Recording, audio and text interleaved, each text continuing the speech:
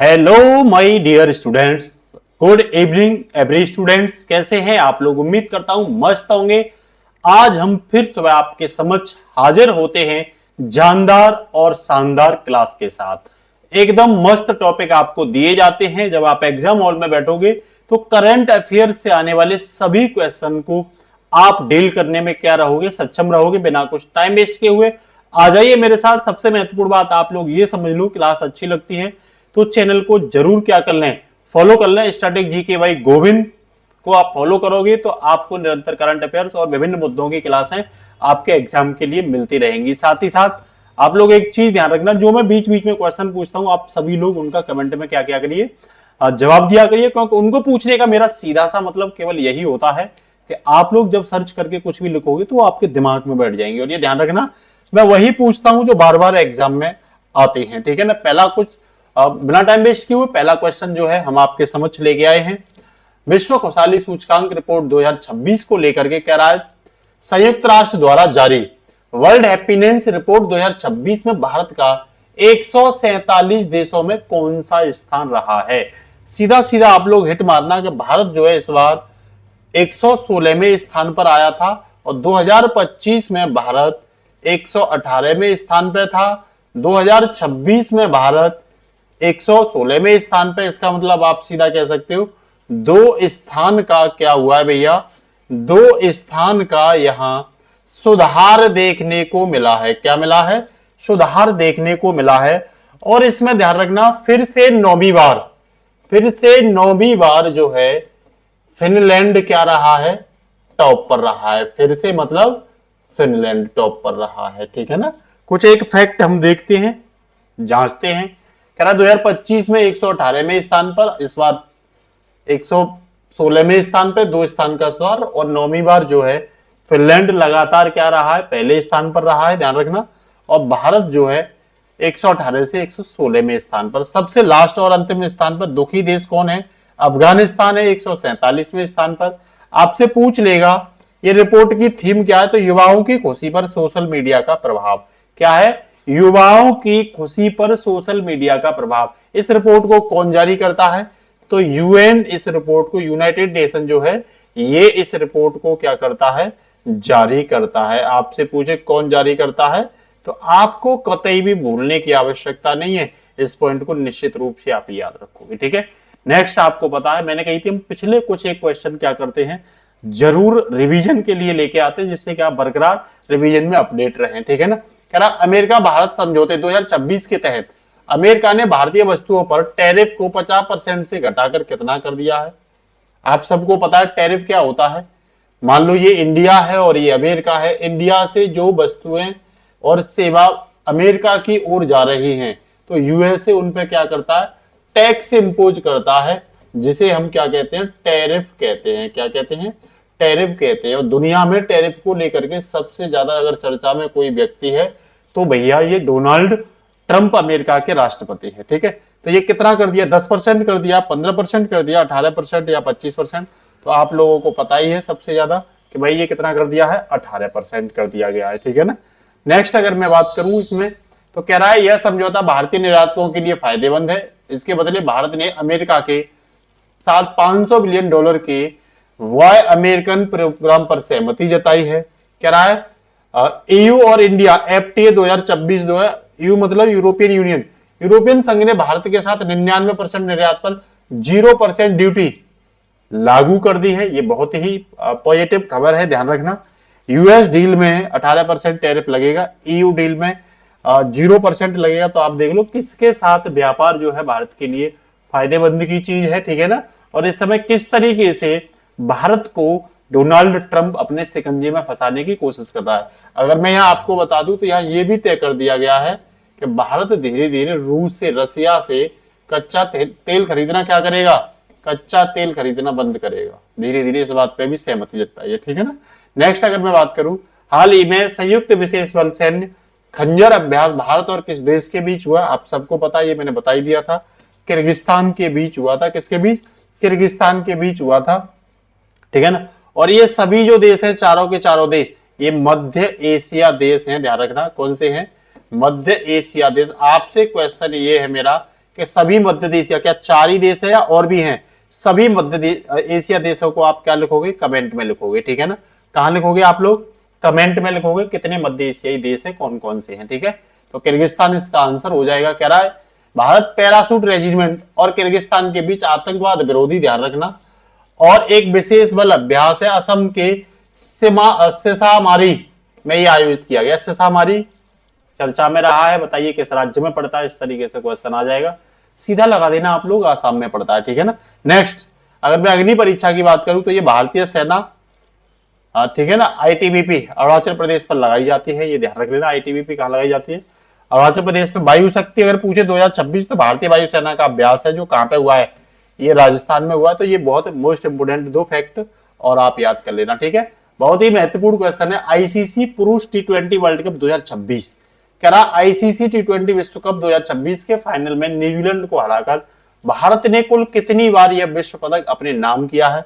आप सभी को पता है इस बार भारत जो जीता है वो तीसरी बार जीता है। कितनी बार जीता है, तीसरी बार। अगर मैं आपको बताने की, यहाँ देखो ये ट्रॉफी है आईसीसी वर्ल्ड कप की, तो तीसरी बार में कौन कौन बार जीता था, तो ध्यान रखना, भारत पहली बार 2007 में जीता था, उसके बाद भारत 2024 में जीता था, और उसके बाद भारत 2026 में जीता था। बस आपको ये बताना है कि भैया 2007 में भारत ने किसको हराया, 2024 में भारत ने किसको हराया, और इस बार 2026 में आपको पता ही है न्यूजीलैंड को हराया, ठीक है ना। तो ये 2 क्वेश्चन आपको कमेंट बॉक्स में बताने हैं। नेक्स्ट कह रहा भारत ने फाइनल में 255 5 विकेट का रिकॉर्ड स्कोर बनाकर न्यूजीलैंड को 96 रनों से हराकर, भारत पहले 2007 में 2024 में भी यह खिताब जीत चुका है। कह रहा है फिन एलन ने विश्व कप इतिहास का सबसे तेज 33 गेंदों में शतक लगाया था। इसमें फिन एलन का नाम याद रखना। और भारत लगातार 2 बार 250 प्लस का स्कोर बनाने वाली पहली क्या बन गई है, T20 में एक टीम बन गई है, ध्यान रखना, वर्ल्ड कप में, ठीक है ना। इसके साथ ही नेक्स्ट क्वेश्चन है, भारत के नए मुख्य चुनाव आयुक्त के रूप में हाल ही में किसे नियुक्त किया गया। मुख्य सूचना आयुक्त के रूप में, देखिए चुनाव आयुक्त नहीं है, ये चीफ इंफॉर्मेशन कमिश्नर की बात कर रहा हूं। 2026 में किसे अपॉइंट किया गया है, कह रहा राजीव कुमार को, विक्रम नाथ को, राजकुमार गोयल को या संदीप प्रधान को। तो आप याद रखना इसमें किसका नाम आएगा, तो सी आंसर हो जाएगा राजकुमार गोयल को। इनसे संबंधित कुछ महत्वपूर्ण तथ्य अगर मैं आपके सामने बात करूं तो कह रहा गोयल को मुख्य चुनाव आयुक्त, सूचना आयुक्त के रूप में नियुक्त किया गया है, जो भारतीय जो आरटीआई राइट टू इंफॉर्मेशन अधिनियम के कार्यान्वयन और पारदर्शिता के लिए क्या है, सर्वोच्च निकाय है।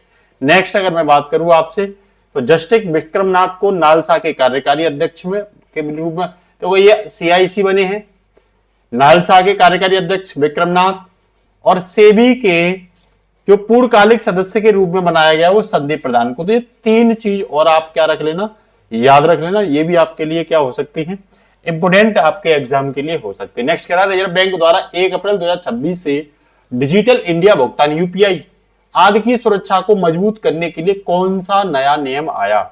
UPI auto block, 2 factor authentic, मतलब 2FA कहते हैं इसे, 2FA पूछ लेगा, 2FA क्या है, ऐसे डायरेक्ट पूछ लेगा, क्यों चर्चा में है ये। फिर पूछ लेगा बायोमेट्रिक ओनली पेमेंट, फिर कह रहा 4 फैक्टर ऑथराइजेशन। तो इसमें 2FA ही क्या हो जाएगा, आंसर हो जाएगा। ये बात भी आप याद रख लेना। कह रहा डिजिटल फ्रॉड को रोकने के लिए आरबीआई ने, किसने, आरबीआई ने 1 अप्रैल 2026 से यूपीआई पेमेंट के लिए 2 फैक्टर ऑथेंटिफिकेशन, पिन, ओटीपी या बायोमेट्रिक्स क्या कर दिया, अनिवार्य कर दिया। कह रहा यूपीआई 2016 में एनपीसीआई द्वारा लॉन्च किया गया था। ये कई बार एग्जाम में पूछा गया, इस पॉइंट को मोस्ट इंपोर्टेंट लिख लेना आप लोग, ठीक है ना। 2016 में कह रहा भारत दुनिया भर के कुल रियल टाइम पेमेंट्स का लगभग 49% हिस्सा किससे संभाल रहा है, ऑनलाइन डिजिटल माध्यम से, यूपीआई के माध्यम से। तो यहाँ भैया कह रहा 49% ग्लोबल शेयर भारत का है इसमें यूपीआई में। कह रहा जनधन के तहत जो है आधार और मोबाइल के माध्यम से बायोमेट्रिक और आपकी पहचान इसमें चेक की जाएगी, ठीक है। नेक्स्ट कह रहा भारत के समुद्री तट बंदरगाहों के विकास के लिए सागर माला 2.0, कौन सी 2.0 पहल को कितनी बजटीय सहायता के लिए मंजूरी दी गई है, ठीक है ना। 50 करोड़ की, 85,482 करोड़ की, 1.5 लाख करोड़ या 3.6 लाख करोड़ की। तो इसमें ध्यान रखना 482 करोड़ रुपए की क्या दी गई है, सागरमाला 2.0 के तहत बजटीय सहायता दी गई है। ठीक है ना। इसमें अगर मैं नेक्स्ट इंफॉर्मेशन की बात करूं तो कह रहा अमृतकाल विजन 2047 के तहत सागरमाला 2.0 को लॉन्च किया गया है। इसका उद्देश्य है बंदरगाह आधारित विकास और लॉजिस्टिक लागत को क्या करना, मजबूत बनाना, सॉरी लॉजिस्टिक लागत जो उसको कम करना। ठीक है ना, जो फालतू की उधर की लागत आती है। कह रहा मूल सागर परियोजना की शुरुआत 2015 में हुई थी। ये इंपोर्टेंट है, ध्यान रखना। मोस्ट इंपोर्टेंट जो मैं बता रहा हूं दिमाग में भर लो, आपके एग्जाम में मिलेगी। कह रहा भारत का 95% व्यापार समुद्री मार्गों से होता है। ये भी बात आप क्या रख लेना, याद कर लेना। 5% जो है ये स्थल के रास्ते होता है। ठीक है ना। नेक्स्ट अगर मैं बात करूं पर्यावरण को लेकर के, हाल ही में पश्चिमी घाट, वेस्टर्न घाट के वायनाड जो केरल में पड़ता है क्षेत्र में फिम्ब्री स्टाइलिस वायनाडेसिस की खोज की गई है। यह किसकी एक प्रजाति है? कह रहा छिपकली की है, फ्रॉग की है, प्लांट की है या बटरफ्लाई की है? तो इसमें प्लांट है, ये ध्यान रखना। अगर आपसे पूछे फिम्ब्री स्टाइलिस वायनाडिस से याद रख लेना। तो ये किसकी है भैया? प्लांट की है। ठीक है ना। इससे संबंधित महत्वपूर्ण खबर कह रहा है फिम्ब्री स्टाइलिस वायनाडेसिस पश्चिमी घाट के वायनाड केरल के उच्च ऊंचाई वाले क्षेत्रों में खोजी गई एक पादप प्रजाति है। पश्चिमी घाट में 6 राज्य आते हैं, याद रखना। गुजरात, महाराष्ट्र, गोवा, केरल, कर्नाटक, तमिलनाडु। देखो कौन सा आता है? पहला गुजरात, दूसरा महाराष्ट्र, गोवा, कर्नाटक, केरल और तमिलनाडु भी आता है इसमें, ध्यान रखना। तो कितने राज्य पड़ते हैं? 6 राज्य पड़ते हैं। ये पश्चिमी घाट तट है। कौन सा है? पश्चिमी घाट तट। ये यहां से स्टार्ट होता है काठियावाड़ से। ठीक है ना। और कहां तक? तो कन्याकुमारी तक है। ठीक है ना, याद रख लेना। और ये पूर्वी घाट है। ये कौन सा है? पूर्वी घाट, जो कहां से? पश्चिम बंगाल से स्टार्ट होता है। ठीक है ना। आगे चलती है भैया। अगला कह रहा है हाल ही में भारत और किस देश के बीच बलों के बीच संयुक्त सैन्य अभ्यास खंजर, ये रिपीटेशन हो गया तो किर्गिस्तान इसका क्या हो जाएगा? आंसर हो जाएगा। कुछ महत्वपूर्ण बातें आप याद रख लेना। ठीक है ना। कौन सा संस्करण था? ये एक्स्ट्रा मैंने बढ़ा दिया है इसमें। तो ये 13वां संस्करण था और इसकी राजधानी क्या है? किर्गिस्तान की बिश्केक। इसकी मुद्रा याद रख लेना, सोम मुद्रा कहां की है आपसे पूछ लेगा। और ये भैया एशिया में कहां पड़ता है देखना। तो ये ध्यान रखना, स्थान जो शब्द आया है ना, तो देखो ये पाकिस्तान और ये अफगानिस्तान, ये सेंट्रल एशिया में शामिल नहीं होंगे, ये शामिल होंगे। उज्बेकिस्तान, किर्गिस्तान, ताजिकिस्तान, ये याद रखना। ठीक है ना, ये याद होंगे। ये आपको याद रहनी चाहिए। आप सब लोग मुझे बताना ये कौन से। अभी देखो विवाद जो चल रहा है ना, वो यहाँ चल रहा है। ये आप ईरान देख रहे हैं और ये हॉर्मुज जल संधि है, ध्यान रखना। ठीक है ना। ये फारस की खाड़ी है यहाँ, और ये अरब सागर है। ठीक है ना, क्या है? अरब सागर है। ठीक है ना। और ये यहाँ अदन की खाड़ी है और यहाँ लाल सागर है। इसके बीच बब अल मंडेब जल संधि पड़ती है, यहाँ हॉर्मुज जल संधि पड़ती है। ठीक है ना। और यहाँ शहीद पोर्ट है और यहाँ स्वेज नहर है, स्वेज कैनाल, ये भी आप याद रखना। ठीक है ना। ये हॉर्न ऑफ अफ्रीका है। ये देश सोमालिया, ठीक है ना, इथोपिया, इरिट्रिया, एक देश और है। आप लोग बताओगे, चारों देश बताओगे। हॉर्न ऑफ अफ्रीका में कितने देश पड़ते हैं? 4 देश पड़ते हैं। चारों को कमेंट में लिख करके आप लोग मुझे बताओगे। ठीक है ना, याद रहेगा ना आप लोगों को। ये हिंद महासागर है, ध्यान रखना। ये सब इसे अर्ध महासागर भी कहते हैं, क्योंकि ऊपर पोल तक टच नहीं है। तो हिंद महासागर को ही अर्ध महासागर कहते हैं, ये याद रखना। ये मॉरिशस है, मेडागास्कर, मॉरिशस, यहीं पढ़ेंगे, ये ध्यान रख लेना आप लोग। ठीक है ना। अब आगे चलते हैं। ठीक है। नेक्स्ट जो करंट की क्लास आया करेगी उसमें कुछ 1-2-4 पॉइंट जो है ना मैप की जरूर बताया करूंगा मैं आने वाले टाइम में, भी तो नहीं। नेक्स्ट कह रहा है आईएमएफ की नवीनतम report world economic outlook report 2026 के अनुसार भारतीय अर्थव्यवस्था, नाम क्या है? World economic outlook report. देखो इसका नाम भी क्लियर कर दिया। धीरे धीरे पूरी टॉपिक पढ़ा देंगे एमसीक्यू के माध्यम से, ये ध्यान रख लेना। तो आप ये मत सोचना कि ये रिपीट हो रहे हैं, कुछ नया जरूर मिलेगा हर टॉपिक में। कह रहा नॉमिनल जीडीपी के आधार पर, ये भी देखो नया पॉइंट आ गया। किस जीडीपी के? तो नॉमिनल जीडीपी के आधार पर किस स्थान पर आया है? तो भारत भैया इसमें 6ठे स्थान पर आया है। कितने पर? 6ठे स्थान पर। किसके आधार पर? नॉमिनल जीडीपी के आधार पर। रिपोर्ट का नाम क्या? World outlook report. ठीक है ना। कह रहा रुपए के मूल्य ह्रास और आधार वर्ष में बदलाव के कारण, आधार वर्ष क्या कर दिया? 22-23 कर दिया। ये भी याद रख लेना आप लोग। ठीक है ना। पहले 11-12 था, अब 22-23 कर दिया। पहले 11-12 ये आधार वर्ष था, अब भैया अर्थव्यवस्था का आधार वर्ष क्या कर दिया? 22-23। कह रहा अब जो बदलाव के कारण जो जीडीपी है यहाँ नॉमिनल के आधार पर, ध्यान रखना, वो 4.15 यूएस डॉलर है, ट्रिलियन डॉलर के साथ ब्रिटेन और जापान से पीछे होकर दुनिया की 6ठी अर्थव्यवस्था भारत बन गया है। कह रहा भारत 2031 तक जर्मनी को पछाड़कर तीसरी सबसे बड़ी। तो यहां ध्यान रखना, यहां मैं जो कह रहा हूं वो आधार वर्ष में के आधार पर जो रिपोर्ट है, नॉमिनल जीडीपी के आधार पर जो रिपोर्ट है, वो जीडीपी है वो 4.515 ट्रिलियन डॉलर की है। ठीक है ना, जीडीपी अलग होती है, सामान्य जीडीपी, नॉमिनल जीडीपी अलग होती है। कह रहा 2031 जर्मनी को पछाड़कर तीसरे स्थान पर आ जाएगा, ऐसा अनुमान है। ठीक है ना, ये याद रख लेना। और आपसे पूछे कि आईएमएफ की स्थापना कब की गई थी, तो 1944 में की गई थी। इसका हेडक्वार्टर कहाँ है, तो वॉशिंगटन डीसी में है। आप ये बताओगे, ये छठे पे इंडिया है, ये 5वें और चौथे स्थान पर कौन है, ये आप लोग बताओगे। ये जो झंडा है ये किसके हैं, ये आप लोग मुझे लिख के बताना कमेंट में। ठीक है ना। नेक्स्ट कह रहा हाल ही में लोकसभा में संविधान का 131वां विधेयक अभी क्या हुआ, वो रिजेक्ट हो गया है। तो फिर दोबारा से सूचना आ गई, कह रहा 2/3, देखो ये नया पॉइंट मिल गया, 2/3 बहुमत प्राप्त न होने के कारण गिर गया है। और यह विधेयक मुख्य रूप से किससे संबंधित है। सरकार विपक्ष पर आरोप लगा रही है, सरकार खुद नहीं चाहती कि ये विधेयक पास हो। आप लोग ये बताइए मुझे, ये विधेयक बताया जा रहा है कि भाई ये विधेयक जो है 298 वोट सरकार ने डाले थे, 230 वोट किसने डाले थे, विपक्ष ने डाले थे इसके पक्ष में। तो आप लोग बताइए, सरकार पर ज्यादा बहुमत होने के बावजूद भी ये विधेयक क्या हो गया, फेल कर गया। जबकि सरकार ने ऐसे नियम जो विपक्ष विरोध में था वो कैसे पास कर लिए, बताइए। विशेष में विशेष बहुमत वाले और साथ ही साथ आधे से अधिक राज्यों का समर्थन वाले जीएसटी जैसे बिल कैसे सरकार ने पास कर दिए। ईडब्ल्यूएस आरक्षण के बिल कैसे सरकार ने पास कर दिए। भाई महिलाओं का आरक्षण का बिल क्यों नहीं पास हो पाया, महिलाओं का लोकसभा और राज्य विधानसभा में 33% सीट वाला विधेयक क्यों नहीं पास हो पाया। क्या सरकार भारत को बेवकूफ समझती है या महिलाओं को अधिकार देना ही नहीं चाहती। ठीक है ना। तो चलिए नेक्स्ट, तो कह रहा ये किससे संबंधित था ये विधेयक, तो ये विधेयक जो था कह रहा लोकसभा परिसीमन एवं महिला आरक्षण से संबंधित था। बी इसका ऑप्शन हो जाएगा। ठीक है ना। इसमें यह भी था कि लोकसभा की जो 550 सीट थी उनको बढ़ा करके कितना कर दिया जाएगा, 850 कर दिया जाएगा। ठीक है ना। अब नेक्स्ट इसमें थोड़ा सा इसके बारे में और पढ़ करके देखते हैं। कह रहा है यह बिल 2011 की जनगणना के आधार पर लोकसभा की सीटों को 550 से बढ़ाकर 800 प्रदान करने, महिलाओं के लिए 33% आरक्षण लागू करने। कह रहा है इसे 298 तो पक्ष में पड़ी थी, 230 सीट वोट मिले थे विपक्ष में, जिसे 2/3 बहुमत नहीं मिल पाया था, इसीलिए विधेयक क्या हो गया, फेल कर गया।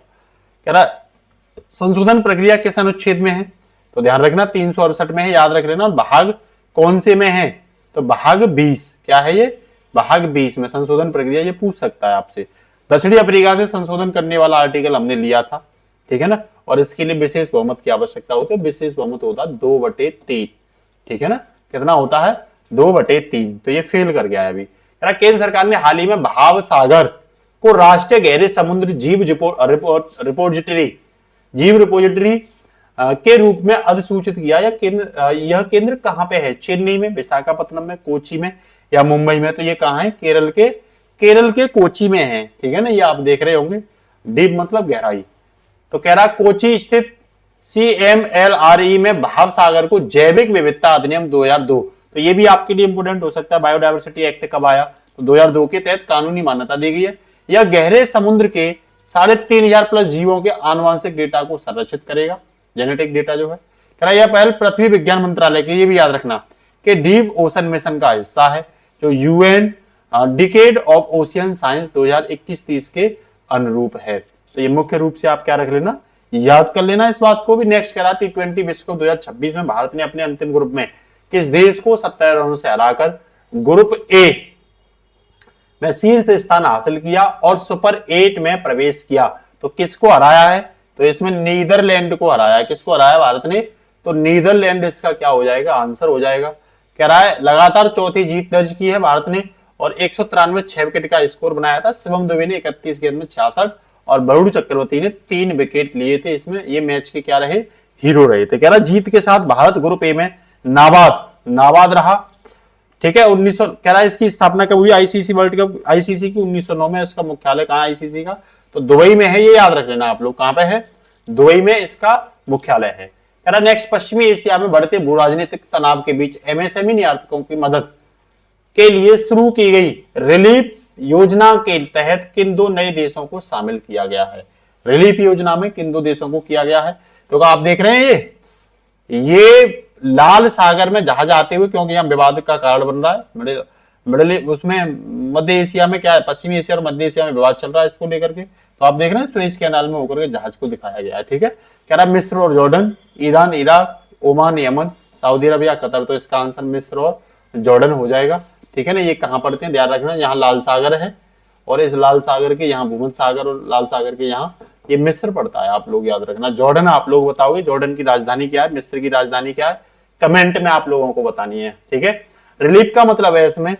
नेक्स्ट कह रहा है resilience and logistic intervention for export facilitation योजना वाणिज्य मंत्रालय द्वारा शुरू की गई है। यह लाल सागर संकट के कारण भारी माल भाड़े का सामान कर रहे एमएसएमई निर्यातकों को क्या देती है, आर्थिक सुरक्षा देती है। आप ये देख रहे होंगे, देखो ये इजिप्ट दिख रहा है और ये लाल सागर है, ये भारत के रास्ता है, ध्यान रखना। अरब सागर अदन की खाड़ी से होते हुए विवाद यहाँ चल रहा है फारस की खाड़ी पर, ठीक है। ये जॉर्डन है, तो जॉर्डन कहां पड़ रहा है, इजराइल से सीमा साझा करता है या नहीं करता, सऊदी अरब से सीमा साझा करता है नहीं करता, आप लोग कमेंट में बताना। और ये भूमध्य सागर है, यही इजराइल है, ऊपर फिलिस्तीन है, लेबनान, ठीक है ना, सीरिया वगैरह, यही जॉर्डन वगैरह ये सब यही पड़ते हैं, यही जो है भूमध्य सागर में ही, ठीक है ना। साइप्रस है, क्या है, साइप्रस है, ठीक है। कह रहा नेक्स्ट, इस योजना को ECGC export credit guaranteed corporation के माध्यम से लागू किया जा रहा है।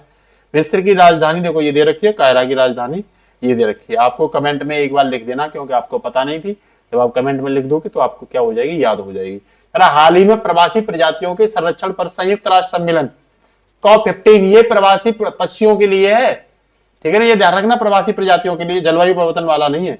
का आयोजन कहाँ किया गया, जिसमें भारत ने भी हिस्सा लिया। कह रहा New Delhi Bharat, Bonn Germany, Campo Grande Brazil या नैरोबी केन्या। सबसे पहले तो मुझे आप ये बताओगे नैरोबी में किस अंतरराष्ट्रीय संस्था का हेडक्वार्टर है, कमेंट में आप लोग बताना नैरोबी में किसका है, ठीक है।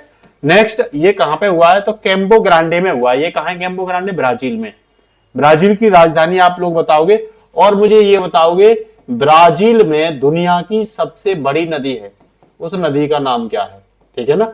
और दुनिया का फेफड़ा किसे कहते हैं, दुनिया का फेफड़ा किसे कहते हैं, ये भी आप क्या करोगे कमेंट में मुझे बताओगे, दुनिया का फेफड़ा कौन से बनों को कहते हैं और ये नदी कौन सी है, ठीक है ना। तो चलो इसके बारे में बेसिक सी जानकारी देख लेते हैं। कैंपो ग्रांडे ब्राजील में पड़ता है, ठीक है। कह रहा है इस सम्मेलन की थीम क्या है, तो connecting nature to sustain life इसकी थीम है। इसमें 40 नई प्रजातियां जैसे जॉइंट ओटर थ्रेशर सार्क को संरक्षण सूची में अपेंडिक्स फर्स्ट में रखा गया है। कह रहा CMS क्या है ये, तो ये कन्वेंशन ऑफ माइग्रेटरी स्पीच को लेकर के बॉन कन्वेंशन भी कहा जाता है और ये बॉन कन्वेंशन में ही ली गई थी। आप लोग ये बताओ बॉन कन्वेंशन किस वर्ष आया था, जल्दी से गूगल पर रिसर्च करना और टाइप करना, ये बॉन कन्वेंशन किससे संबंधित है, CMS माइग्रेटरी प्रजाति प्रवासी जो पक्षी है उनसे संबंधित है, ठीक है ना। कह रहा अगला सम्मेलन COP16 2029 में कहां पे होगा, जर्मनी में होगा, ठीक है ना। तो आपको ये भी क्या होना चाहिए, पता होना चाहिए, ठीक है ना। इसके साथ नेक्स्ट है 20 अप्रैल का दिन भारतीय राजनीति के इतिहास में एक महत्वपूर्ण दिन माना जाता है। कह रहा है 20 अप्रैल 1997 के घटनाक्रम के अनुसार भारत के 12वें प्रधानमंत्री के रूप में किसे कार्यभार संभाला गया था, तो 1997 में जो कार्यभार था वो इंद्र कुमार गुजराल के पास था। कौन, इंद्र कुमार गुजराल। ये 1991 में थे और इन्हीं के समय HD देवगौड़ा के समय ही भारत में LPG मॉडल लाया गया था। और ये LPG मॉडल क्या है, तो ये बेटा लिबराइजेशन, प्राइवेटाइजेशन और ग्लोबलाइजेशन, मेरा कहने का मतलब उदारीकरण, निजीकरण और वैश्वीकरण मॉडल लाए थे हम लोग अर्थव्यवस्था को संभालने के लिए, ठीक है ना। तो ये भी आप क्या रखना, याद रखना। कुछ बातें 20 अप्रैल 1970 गठबंधन सरकार थी, 12वें प्रधानमंत्री बने थे और अपनी विदेश नीति के लिए जानते थे। गुजराल डॉक्ट्रिन वो इन्हीं के नाम पर थी, ठीक है ना। गुजराल डॉक्ट्रिन पूछे तो 5 पड़ोसी देश बांग्लादेश भूटान पूछ लेता है, गुजराल डॉक्ट्रिन में कौन शामिल नहीं था, ठीक है ना। तो इसमें बांग्लादेश, भूटान, मालदीव, नेपाल और श्रीलंका शामिल है। तो क्या इसमें नेपाल शामिल है, बिल्कुल शामिल है। क्या इसमें पाकिस्तान नल्ला भाई शामिल है, तो सीधा निशान लगा देना नहीं शामिल। क्या इसमें चीन शामिल है, तो कह देना नहीं शामिल। क्या इसमें पड़ोसी देश म्यांमार शामिल है, कह देना इसमें पड़ोसी देश म्यांमार भी शामिल नहीं है, लेकिन इसमें श्रीलंका और मालदीव दोनों शामिल हैं, ठीक है ना। तो कैसी लगी करंट अफेयर्स आप लोग जरूर बताना, और जो मैं आपको कमेंट करवाता हूं उन सबके आंसर आप एक एक बच्चा आप कमेंट में दिया करिए। क्लास को शेयर करके अपने स्टेटस पे लगा दिया करिए, लाइक कर दिया करिए और बेल आइकन दबा दिया करिए। नमस्कार, जय हिंद बच्चों।